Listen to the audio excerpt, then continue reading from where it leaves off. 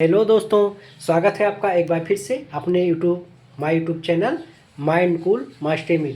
Please support कीजिए, share कीजिए, subscribe कीजिए, लाइक कीजिएगा। ये सारे जितने भी वीडियो हैं आपको प्रोवाइड की जा रही है पवन सर के द्वारा।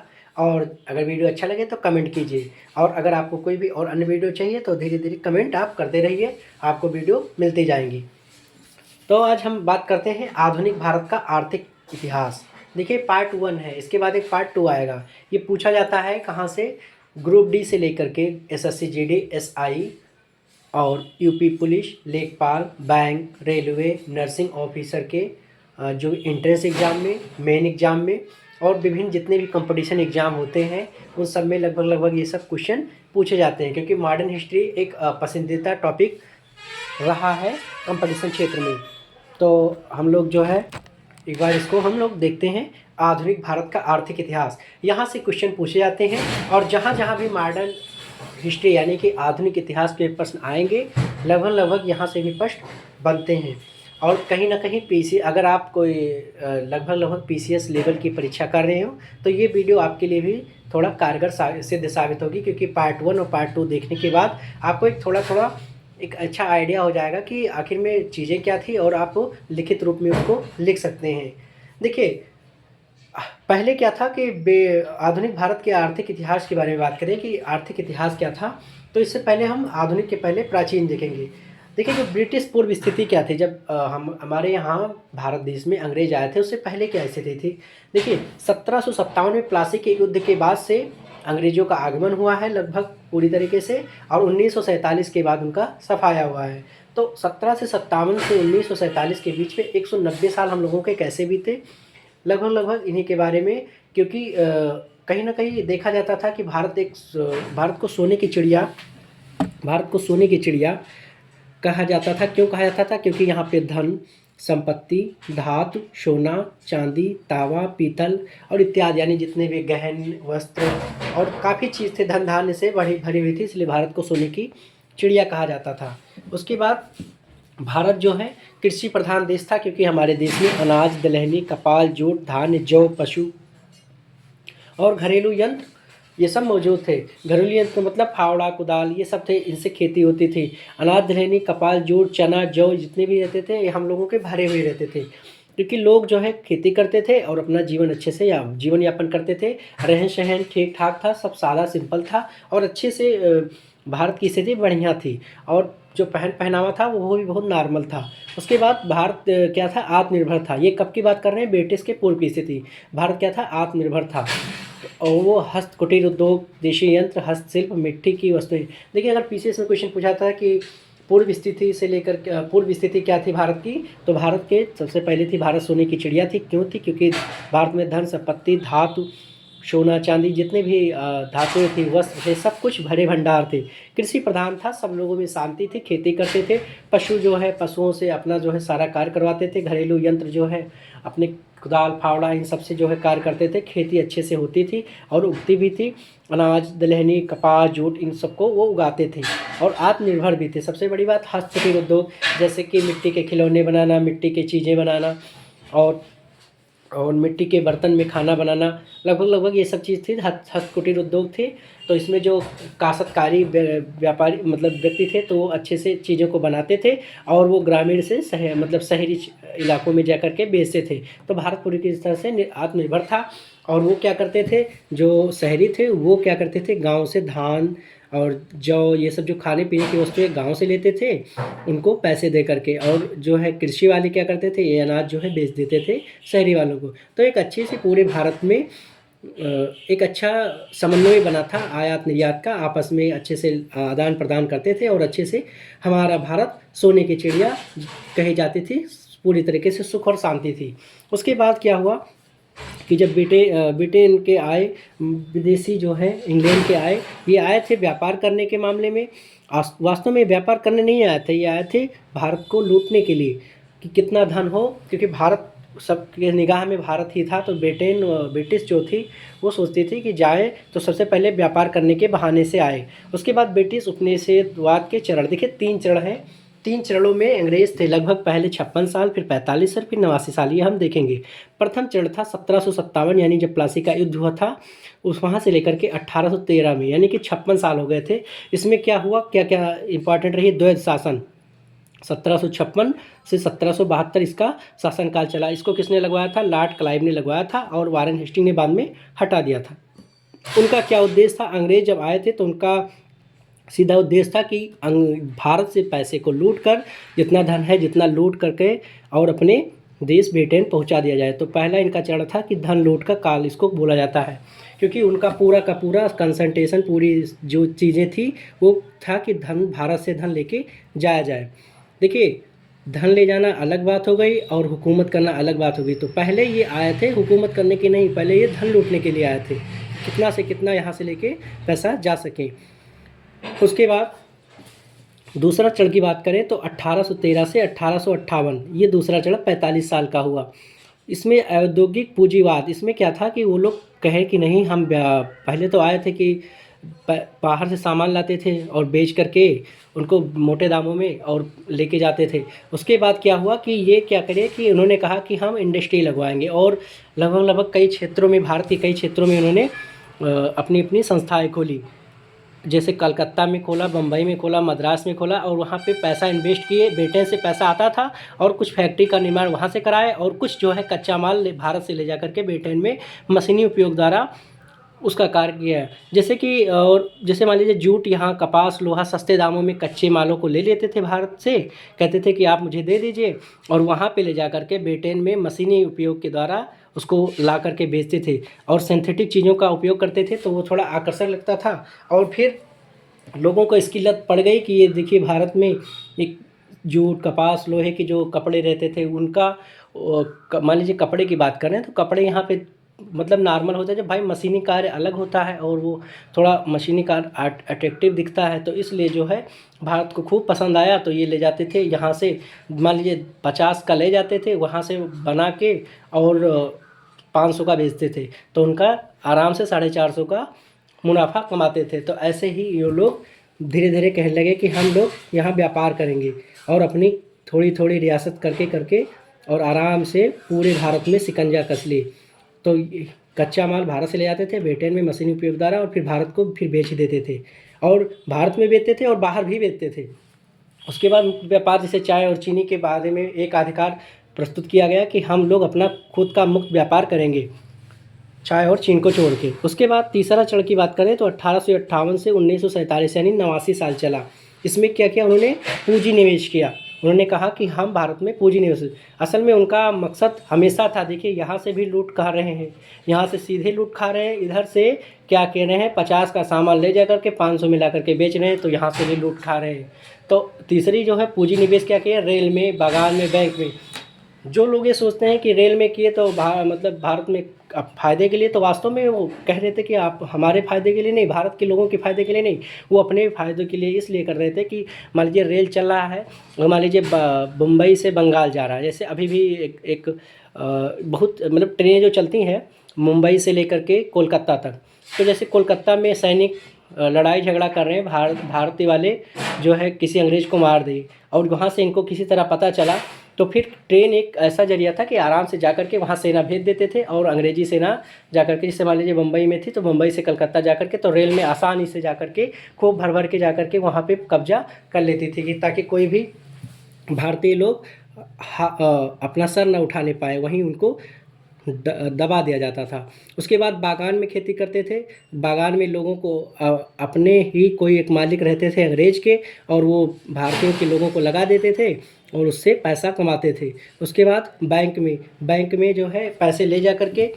उसको, बैंक में पैसे ले जा करके उसको जो है कहते थे कि इसको आप जमा कीजिए और मैं आपको इसके बदले में आपको ब्याज दूंगा। और ब्याज भी कैसा होता था, पैसा पूरा ले जा करके धीरे धीरे करके ये जो है जितना परसेंट होना चाहिए उस परसेंट से कम देते थे और उससे खूब मुनाफा कमाते थे और मुनाफे के बदले में बैंक से मान लीजिए 50,000 का 50,000 का कमाए तो 10,000 देते थे, बाकी 40 अपना रख लेते थे। इस प्रकार के पूंजी निवेश कर रहे थे रेल में, बगान में, बैंक में। वास्तव में तीसरा चरण इस तरह से भारत का धन यहाँ से खाली हुआ, धन लूट का काल यहाँ से खाली हुआ, दूसरा बिजनेस के चक्कर में, तीसरा जो है रेल, बगान और बैंक के चक्कर में भारत वाले पैसा लगा रहे थे, भारत वाले पैसा लगा रहे थे और उसी के चक्कर में भारत जो है गरीब होता चला गया और खूब लूटा इन्होंने। 56 साल इधर लूटा, 45 इधर और तीसरे चरण में 89 साल और अंत में भारत को एक गरीब देश घोषित कर दिया। उसके बाद ये भारत का आधुनिक आर्थिक इतिहास था, कहाँ भारत सोने की चिड़िया थी और कहाँ यहाँ तक 1947 तक उसको गरीब बना दिया गया। भारत सोने की चिड़िया, काफ़ी चीज़ें चली गई यहाँ से, काफ़ी धन यहाँ से लूट लूट करके ले गए। क्योंकि पहले की क्या थी कि जो मध्यकालीन थे, जो मुग़ल वगैरह थे, मुग़ल शासन थे, सल्तनत काल थी और उससे भी पहले जाएँ तो चंद्रगुप्त मौर्य का शासन था, मौर्य साम्राज्य, और ये सब में बहुत ज़्यादा धन था। तो उन सारे धनों को अंग्रेज़ धीरे धीरे धीरे धीरे करते अपने शिकंजे में ले लिया और भारत को एक गरीब देश लगभग लगभग बना दिया था। अब देखिए, अभी भी देखिए बाहर से सैलानी आते हैं, जैसे आगरा और फिर कई चीज़ें आते हैं, तो ऐसे ही पहले भी आते थे। बस पहले क्या था कि आराम से आए थे कि व्यापार करेंगे व्यापार करेंगे, असल में उनका पूरा मकसद था धन को लूटना। उसके बाद हम लोग बात करते हैं भू राजस्व व्यवस्था से, जहाँ से प्रश्न पूछे जाते हैं। ये थोड़ा पीसीएस में अगर लिखने में आ जाए तो आपको अगर समझ ठीक ठाक आ रही होगी तो फिर आप लिख ले जाएंगे। एक बार हम फिर से एक बार चर्चा करते हैं, उसके बाद फिर हम आगे बढ़ते हैं। देखिए, ब्रिटिश के पूर्व की स्थिति भारत की कैसी थी। 1757 में प्लासी के युद्ध के बाद में वो जो है ब्रिटेन का धीरे धीरे कब्जा होता गया 1947 तक, यानी 190 साल तक वो भारत में रहे। और किया क्या उन्होंने, खेल लूटा। भारत क्या थी, पहली स्थिति क्या थी, भारत सोने की चिड़िया थी। धन संपत्ति, धन धान्य, धातु, सोना, चांदी, तांबा, पीतल इत्यादि बहुत भरे हुए थे।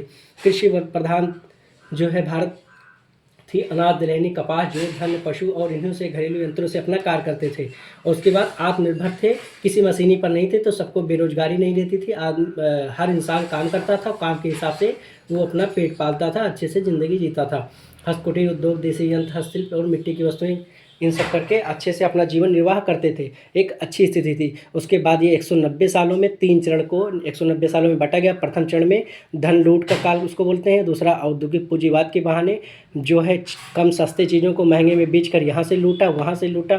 तीसरे चरण में पूंजी निवेश के का नाम दे करके यहाँ से रेल में, बगान में, बैंक में, इस तरह से धीरे धीरे सारा पैसा अपने ब्रिटेन में जमा करते गए और भारत जो है धीरे धीरे कंगाल के रास्ते पे चलाया था। उसके बाद एक अच्छी समझ हो गई। उसके बाद अब मैं बात करता हूँ भू राजस्व व्यवस्था की। भू राजस्व मतलब क्या होता है। भू मतलब होता है भूमि, राजस्व का मतलब होता है जो वहाँ पे जो रेवेन्यू होती है, यानी कि उसका जो टैक्स होता है वो सरकार को देना रहता है। भू राजस्व व्यवस्था इसी को बोलते हैं। देखिए, व्यवस्था क्वेश्चन पूछा जाता है, लागू कब हुआ, वर्ष कौन कौन सा था, क्षेत्र कौन कौन से थे, मुख्य बिंदु कौन कौन सा था। ठीक है, तो हम लोग बात करते हैं सबसे पहले जो व्यवस्था आई थी। देखिए, ये लोग व्यवस्थाएं करते थे, उस हिसाब से भारत कैसे देखिए अमीर से गरीब की ओर हो गया। सोने की चिड़िया से इसको गरीब देश अंग्रेजों ने बनाने में कोई कसर नहीं छोड़ी। पहला क्या था, अस्थाई बंदोबस्त, जिसको बोलते हैं परमानेंट सेटलमेंट। ये सर जॉन शोर की कमेटी की सिफारिश पे किया गया था। इसको किसने लागू किया था, कॉर्नवालिस ने। 1786 से 1793 इसका जो है कार्यकाल रहा। ये कब आई थी, 1793 में। इसमें कौन से क्षेत्र थे, बंगाल, बिहार, उड़ीसा। अगर हम बंगाल, बिहार, उड़ीसा की बात करें, अगर ये मान लीजिए भारत का मैप है, तो ये इस क्षेत्र में बंगाल, बिहार, उड़ीसा, यानी कि ये बंगाल हो गया, ये बिहार हो गया, ये उड़ीसा हो गया। इन क्षेत्रों में जो है अस्थाई बंदोबस्त था। ये कितने परसेंट पे था, 19% पे था। इसमें क्या था, इसको और भी नाम से जानते हैं, इस्तमरारी बंदोबस्त। दूसरा नाम पूछा जाए तो यहाँ पे आप लोग बताएंगे इस्तमरारी बंदोबस्त। दूसरा था जमींदारी बंदोबस्त, क्योंकि ये सब सारा काम जमींदारी के थ्रू हो रहा था। उसके बाद सरकार को इसमें क्या था कि अगर 11 हिस्सा होता है तो उसमें से 10 हिस्सा सरकार को मिलेगा, यानी ब्रिटेन को मिलेगा, अंग्रेज़ों को मिलेगा, अंग्रेजी सरकार को मिलेगा। बाकी जो है जमींदार जो है 11 में से एक हिस्सा वो लेंगे, यानी टोटल अगर 11% की जो है लगान वसूली जाती है तो उसमें से 10 सरकार लेगी, ब्रिटेन सरकार, और एक जो है वो जमींदार भारत के ही बना दिया जाता था कि 1% जमींदार लेंगे। और जमींदार क्या करते थे, जिनके पास ज़्यादा ज़मीनें होती थी बताइए, ज़मीन दूसरे का है और सरकार सबसे ज़्यादा जो है लगान असूल रही है, टैक्स असूल रही है। 11 रुपये टैक्स में 10 रुपया सरकार ले लेती थी और ज़मींदार 1 रुपया लेता था। ये भारत के 19% भाग में था, इसको सूर्यास्त कानून बोला गया। देखिए यहाँ पे इतने में 19% में जो है बंगाल, बिहार, उड़ीसा में जो है अस्थाई बंदोबस्त था। तो इस हिसाब से कहीं ना कहीं ये बेकार ही था। और ज़मींदार भारत के बनाते थे, वो कहते थे कि जाओ अपने लोगों से लड़के पैसा लेके आओ, मैं तुमको 11 रुपये में 1 रुपया तुमको दे दूँगा। तो कुछ जो है ज़मींदार वाहवाही के लिए ऐसा करते थे और कुछ को मजबूर किया जाता था। और ज़मींदार कौन होते थे? ज़मींदार जो ज़्यादा ज़मीनें हैं तो उनके खेतों में वो किसानों को मजदूरी करवाते थे और जो लगान होता था उसमें से 10 हिस्सा अंग्रेज़ सरकार को देते थे, एक अपने, क्योंकि गुलाम हो गया था ना, तो गुलाम होने के कारण उनको कहना मानना पड़ता था। उसके बाद दूसरी जो व्यवस्था ये अलग थी, रैयतवाड़ी व्यवस्था। रैयत का मतलब होता है किसान। ये किसने लागू किया था? कर्नल रीड ने 1792 में और मुन्नो ने 1820 में। ये कहाँ की थी? मद्रास, असम, बम्बई। मद्रास, असम, बम्बई, यानी कि ये साउथ रीजन पे। यहाँ पे देखिएगा, यहाँ पे मद्रास है, यहाँ पे बम्बई है और यहाँ पे असम है। तो यहाँ लगभग ये 51% पे था। यहाँ से लेकर के यहाँ तक जो है रैयतवाड़ी व्यवस्था थी। यानी इसमें क्या करते थे? किसानों से सीधा लगान वसूलते थे, ज़मींदार का कोई काम नहीं होता था। यानी जो पैसा आपका टैक्स में देना है, आप सीधा किसान से सीधा वसूला जाता था। इसमें क्या है? भू राजस्व का हाफ, मतलब कि अगर आपका 10 रुपये हुए हैं लगान में तो 5 रुपये आपको अंग्रेजी सरकार को देने होंगे, 5 अपने पास रखने होंगे, यानी आधे का आधा उनको देना पड़ता था। ये भारत के 51% भाग था। ये इससे तो ठीक ठाक था, कम से कम आधा तो देते थे और आधा तो अपने पास रखते थे किसान। उसके बाद भारत के 51% राज्य में ये रैयतवाड़ी व्यवस्था थी, यानी कई किसान के लिए बताया गया था। उसके बाद पर वास्तव में किसान के लिए बताया गया था पर किसान के लिए नहीं था। तो ये क्वेश्चन पूछा जाता है कि जो है रैयतवाड़ी व्यवस्था कहाँ कहाँ थी? तो मद्रास, असम, मुंबई किसने लाया था? तो कर्नल रीड और मुन्नो ने 1792 से 1792 और मुन्नो ने 1820 में। कहाँ कौन से प्रांत में थी? तो मद्रास, असम और मुंबई। ये 51% था, किसान से सीधा वसूला जाता था। उसके बाद एक और व्यवस्था आई थी, महालवाड़ी। महालवाड़ी का मतलब, महाल मतलब होता है गाँव, महालवाड़ी मतलब जो गांव से रेवेन्यू खींचा जाए या फिर वसूला जाए। तो महालवाड़ी बंदोबस्त, इसको किसने लाया था? हार्ट मैकेंजी ने और मार्टिन बर्ड ने 1819 में। ये क्षेत्र कौन से थे? पंजाब, मध्य प्रांत और पश्चिमी यूपी। ये वाला पार्ट था। यहाँ पे पंजाब है, यहाँ पे मध्य प्रदेश है और ये पश्चिमी यूपी, यानी इन क्षेत्रों में जो है महालवाड़ी बंदोबस्त थी। इसमें क्या था? गांव वालों से सीधा वसूलते थे, गांव वालों से पैसा यहाँ पे सीधा वसूला जाता था। और उसके बाद भू राजस्व का 2/3 भाग, यानी 3 हिस्से में 2 हिस्से सरकार को देने होंगे और 1 हिस्सा अपना लेना होगा। यानी 100 रुपये में से 66% जो है अंग्रेजी सरकार को देने होंगे और 33 रुपये अपने पास रखने होंगे। बाद में इसका विरोध हुआ तो इसको हाफ कर दिया गया, इसको भी कि आधा आप लीजिए आधा हम लेंगे। तो इस हिसाब से जो है धीरे धीरे, अब आप ही सोचिए, जब 11 में से 10 हिस्सा अंग्रेजी सरकार लेगी और फिर वो पैसा ब्रिटेन भेज देगी, उसके बाद यहाँ पे आधा पैसा लेकर के वहाँ भेज देती है, फिर 2 हिस्से में फिर यहाँ 3/2 में से ले रही थी, यहाँ से भेगा तो इसका विरोध हुआ तो फिर ये 1/2 हो गया। ये भारत के 30% क्षेत्रों में लगाया गया था। तो 19, 51, 70 और 30, 100, यानी कि 100% में से 19% भारत के में से जो है अस्थाई बंदोबस्त, 51% सबसे ज़्यादा रैयतवाड़ी और उसके बाद महालवाड़ी। एक बार क्रम पूछा गया था पीसीएस में, तो पहली है रैयतवाड़ी, फिर है महालवाड़ी, उसके बाद है अस्थाई बंदोबस्त। तो इस हिसाब से 3 प्रकार के हैं, तीनों प्रकार से लूटा गया। अब एक बार हम लोग रिवीजन कर लेते हैं ताकि कोई दिक्कत ना रहे। हमने पढ़ा था आज आधुनिक भारत का आर्थिक इतिहास पार्ट 1, इसके बाद एक पार्ट और आएगा। ये दोनों अगर आप पढ़ लेते हैं तो एक ठीक ठाक समझ हो जाएगी पीसीएस में लिखने के लिए और चीज़ों को आप समझने के लिए। ब्रिटिश पूर्व की स्थिति क्या थी? भारत जो है धन धान्य से कृषि प्रधान आत्मनिर्भर था और भारत को सोने की चिड़िया कही जाती थी। जब अंग्रेज 1757 में प्लासी के युद्ध के बाद में अंग्रेज आए, 190 साल तक राज किया, तो पूरा धन जो है लूट कर ब्रिटेन पहुँचाते गए। देखिए, प्रथम चरण इसमें 1757 से 1813 यानी 56 साल चला। द्वैत शासन था, लॉर्ड क्लाइव ने लगाया था और वारेन हेस्टिंग ने उसको हटा दिया था। ये काल कौन सा था? धन लूट का काल। दूसरा चरण क्या था, 1813 से लेकर के 1858 तक, यानी 45 साल लगा। इसको औद्योगिक पूंजीवाद कहा जाता था, यानी कच्चे माल को भारत से भेजा जाता था और ब्रिटेन में मशीनी उपयोग द्वारा वही चीज़ आती थी। मान लीजिए 1 किलो लोहा लेके गए, 50 रुपये किलो मान लीजिए, उस समय मान लीजिए 50 पैसे का था, और वहाँ से उठा के बंदूक या कुछ चीज़ें जो बना के लेके आते थे, उसको वापस जब मशीनी चीज़ों से बना के वापस लाते थे तो वो उसके 10 गुना 20 गुना दाम उससे लेते थे। तो इससे भारत के पैसा जाता रहा और भारत गरीब होता रहा। उसके बाद तीसरा चरण क्या था, 1858 और 1947 के बीच में 79 साल जो है ये कार्यकाल जो है पूंजी निवेश का चला, जिसमें रेल में, बागान में, बैंक में और अन्य चीज़ों में पैसा लगाया। अंग्रेज़ों ने वास्तव में लगा थोड़ी रहे थे, वो तो केवल दिखावा कर रहे थे। उनका मेन मकसद जो था वो धन को लूटना था, क्योंकि रेल में इंसान पैसा लगाएगा और तो कहीं ना कहीं आपको आने जाने की सुविधा, कहते थे कि आपके जाने और आने के लिए मैं रेल की व्यवस्था कर रहा हूँ, उसके लिए वो सरकार से टैक्स लेते थे। जो राजा थे उनसे भी जो है उनसे भी वसूली करते थे रेल के नाम पे। बागान में, बैंक में इसका कारोबार लगा दिया और उस हिसाब से उनको टैक्स अच्छी तरह से मिल जाती थी। उसके बाद बैंक में जब पैसा ले लेते थे तो किसी साहूकार या किसी को दे देते थे कि हाँ आप अपना बिजनेस कीजिए, आप मुझे 10% ब्याज दीजिए, और दूसरे लोग जो जमा करते थे उनको 2% 5% में निपटा देते थे, तो 5% का सीधा सीधा इनको फ़ायदा होता था। उसके बाद भू राजस्व व्यवस्था भी ऐसे ही थी। भू राजस्व व्यवस्था जो है 3 प्रकार की जो है व्यवस्था इसमें कराई गई थी अंग्रेज़ों के द्वारा। अस्थायी बंदोबस्त, रैयतवाड़ी, महालवाड़ी। हम ऐसे याद करेंगे, पहले व्यवस्था कौन कौन थी, अस्थायी बंदोबस्त, रैयतवाड़ी, महालवाड़ी, ठीक है। उसके बाद लागू कब हुई, कार्नवालिस ने इसको लागू किया, रैयतवाड़ी को कर्नल रीड ने और महालवाड़ी को हार्ड मैकेंजी ने। फिर 1793 साल वर्ष में जो है 1793 ईस्वी में अस्थायी बंदोबस्त हुआ। 1792 में जो है रैयतवाड़ी, और फिर मुन्नों ने 1820, और फिर 1 साल पहले देखिए 1792, यहाँ 93 या 92 में लग गया, फिर 92 से फिर 1820, 1 साल पहले आइए 1819। तो इस हिसाब से याद करेंगे, 1793 1 घटाइए 1792, फिर 1792 से 1820 रैयतवाड़ी थी, फिर 1820 में से 1 घटाइए 1819 हो गई। तो इस हिसाब से 1819 तक मालवाड़ी व्यवस्था थी। कौन कौन सा क्षेत्र था, तो बंगाल, बिहार, उड़ीसा, यानी कि जो है पूर्वी दक्षिण पूर्वी यहाँ से था, ये दक्षिण पूर्वी ये भाग था, यहाँ पे इन्होंने किया था अस्थायी बंदोबस्त।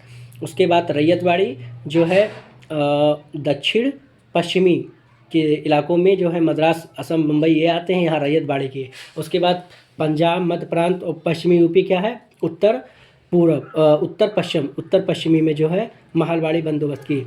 देखिए इसको अस्थायी बंदोबस्त को इस्तिमरारी बंदोबस्त कहते हैं, जमादारी बंदोबस्त कहते हैं। दोनों क्वेश्चन पूछे गए हैं। और इसमें से सरकार क्या कहती थी, 11 में से 10 हिस्सा सरकार का और जमींदार का 1 हिस्सा होता था। भारत के 19% पे लगता था, इसको सूर्यास्त कानून बोलते थे। और दूसरी जो है रैयतवाड़ी, इसमें किसानों से सीधा सुनते थे। यहाँ जमींदार का कोई प्रॉब्लम नहीं था कि जो जमींदार को नहीं, सीधा किसान से मिलते थे और आधा भाग ले लेते थे।